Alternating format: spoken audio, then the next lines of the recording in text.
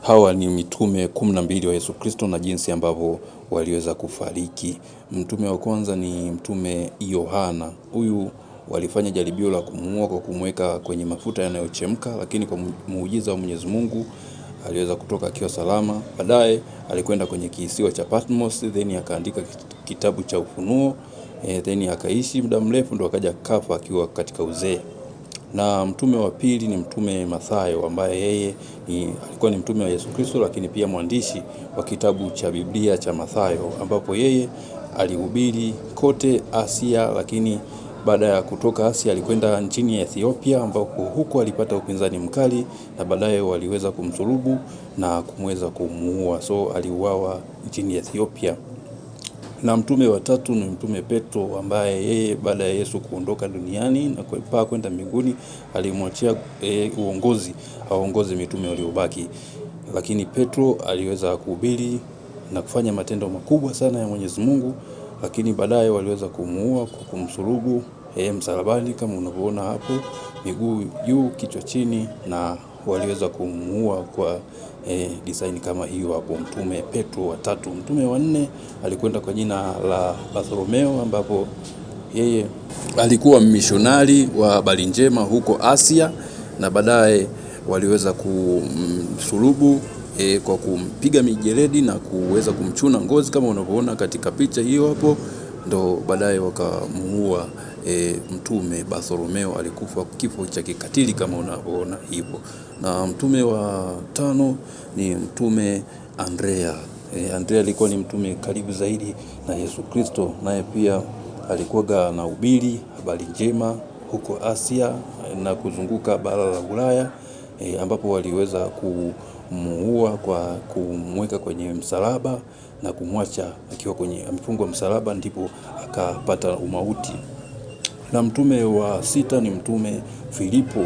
Filipo alikuwa ni mtume aliyehubiri habari njema ya Yesu Kristo kote Ulaya, lakini aliuawa akiwa Asia ndogo kwa kusulubiwa, ambapo kabla ya kusulubiwa alitupwa gerezani. Alipotupwa gerezani ndo baadaye walimsulubu na kuweza kumuua. Na mtume wa 8 alikwenda kwa jina la Thomas. Thomas huyu ni mtume alikuwa karibu zaidi na Yesu Kristo, ambapo aliweza naye kuhubiri habari njema kote Asia pamoja na Ulaya, ambapo wapinga Kristo waliweza kumkamata, na baada ya kumkamata walimpiga mkuki na kumuua.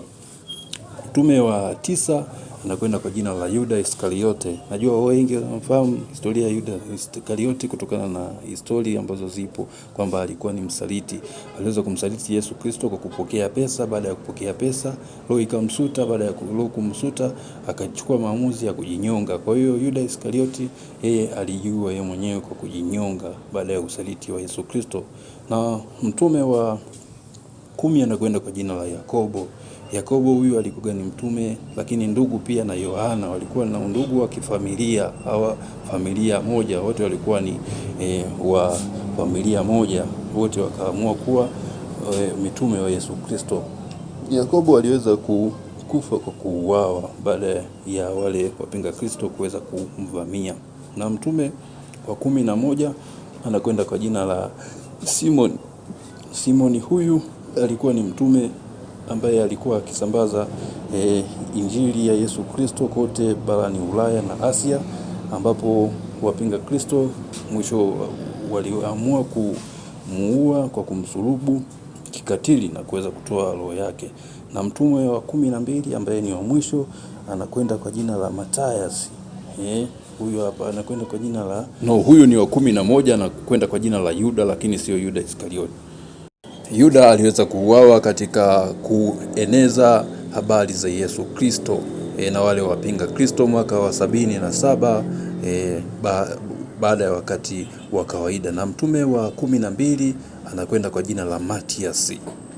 Mtume Mathias ni mtume wa 12 katika mitume wa Yesu Kristo. Na huyu pia aliweza kuuawa kwa kusulubiwa karne ya kwanza. Tofauti ya vifo vya walevi na vifo vya hawa watu ni kwamba hawa watu wanaenda peponi moja kwa moja.